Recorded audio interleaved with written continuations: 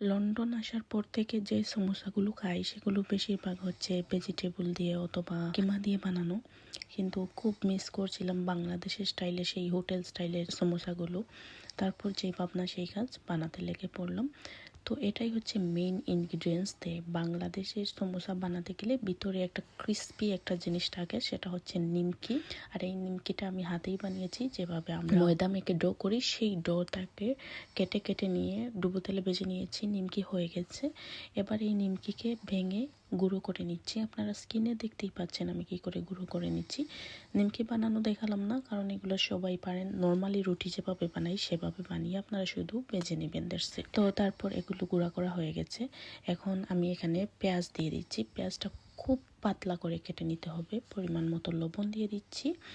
এবার লবণ পেঁয়াজের সাথে দিয়ে দিচ্ছি চিলি ফ্লেক্স। আর চিলি ফ্লেক্স দেওয়ার পর এগুলোকে খুব ভালো করে নিংড়িয়ে মেখে নিতে হবে। এই মাখা যত সুন্দর হবে সমোসার পুরটাও তত সুন্দর হবে। তারপর ওই যে আগে ভেঙে রেখেছিলাম নিমকি, সেটা দিয়েও হাত দিয়ে খুব সুন্দর করে মেখে নিচ্ছি। একটু চটকে চটকে মাখবেন যাতে করে একটু নরম হয়ে আসে ওই রকম। এটা যখন সুন্দর করে মেখে নেবেন তখনই আপনার ভিতরে যে পুরটা সেটা রেডি হয়ে যাবে।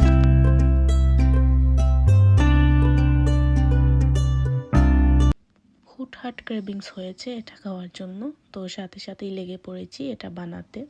যাই হোক, খুব বেশি একটা সময় লাগেনি। আর এখানে আমি নিয়েছি স্প্রিং রোল পেস্ট্রি শিট, সেগুলো কিনে নিয়ে এসেছি সব থেকে। এখানে আর শিট বানানোর ঝামেলাতে যাইনি, এগুলো রেডি যে কোনো শপেই মিলে। আর সবচেয়ে ইজি, তা বানাতে গেলে আরও অনেক ঝামেলা হয়। তো এই শিটগুলো আমি বের করে নেব। আর শিটগুলো সুন্দর করে আপনি যেই সাইজের সমোসা বানাতে চান সেই সাইজে কেটে নেবেন। আমি এখানে খুব বেশি বড় হোটেলে যেভাবে থাকে ওই রকম সমোসা বানাইনি, আবার খুব যে মিনি সমোসা সেই রকমও বানাইনি। মোটামুটি একটা মাঝারি সাইজে রাখতে চাচ্ছিলাম, তো সেভাবে আমি কেটে নিব এগুলোকে।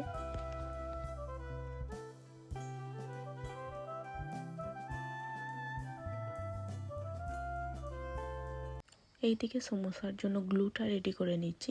হাফ কাপ ময়দার সাথে অল্প অল্প করে পানি দিয়ে একটা গ্লু বানিয়ে নিচ্ছি। এই গ্লুটা হবে একদম পাতলা না, যাতে একটা আঠালো আঠালো ভাব থাকে। আপনারা স্কিনে ভালো করে দেখলে বুঝতে পারবেন যে আমি এটাকে কি করে মিশিয়ে নিচ্ছি। একটা উইস্ক দিয়ে সুন্দর করে নেড়ে চেড়ে মিশিয়ে নিচ্ছি যাতে কোনো প্রকার লাম্পস না থাকে। এখন সমোসা ভাজ দেওয়ার পালা। তো স্কিনে দেখতে পাবেন, এটা আসলে দেখার বিষয়, টেকনিকের বিষয়। আর আপনার লেফট সাইড থেকে কি করবেন, ভাজ দিয়ে দিবেন। আর তারপর ওই পাশে গ্লু লাগিয়ে নেবেন। ঠিক উল্টা পাশ থেকে নিয়ে এসে পকেটের মতো বানাবেন, আর সেই পকেটের ভিতরেই দিয়ে দিবেন সমোসার যে পুরটা রেডি করেছিলেন সেটা। তারপর আপনারা দেখে নিন আমি কি করে ফোল্ড করেছি, ঠিক কীভাবে আপনারা ফোল্ড করে নেবেন, তাতেই সমোসা রেডি হয়ে যাবে।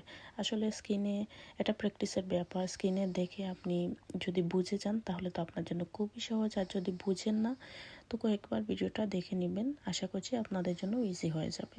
তারপর উপরে যে বাড়তি যে পাশটা সেটা গ্লু দিয়ে অ্যাডজাস্ট করে দিবেন। আর এভাবেই আমি সবগুলো সমোসা বানিয়ে নিয়েছি। এইভাবে আপনারা স্টোর করতে পারবেন অনেক দিন যাবত। আমি কিছুটা ফ্রোজেন করেছিলাম আর কিছুটাও খেয়ে নিয়েছি বেঁচে।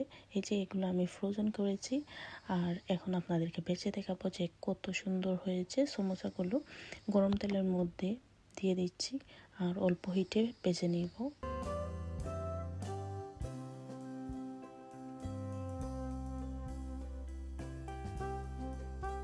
দেখতেই পাচ্ছেন কত সুন্দর একটা লুক আসছে। এই সমোসা উপরে যেরকম ক্রিস্পি, ভিতরে সেই রকম ক্রিস্পি, একদম যেভাবে বাংলাদেশে হোটেল স্টাইলের সমোসা হয় সেই রকমই হয়েছে। আশা করছি আজকের ভিডিও আপনাদের উপকারে আসবে। তো আপনারাও এইভাবে বাসায় ট্রাই করবেন। সবাই ভালো থাকবেন।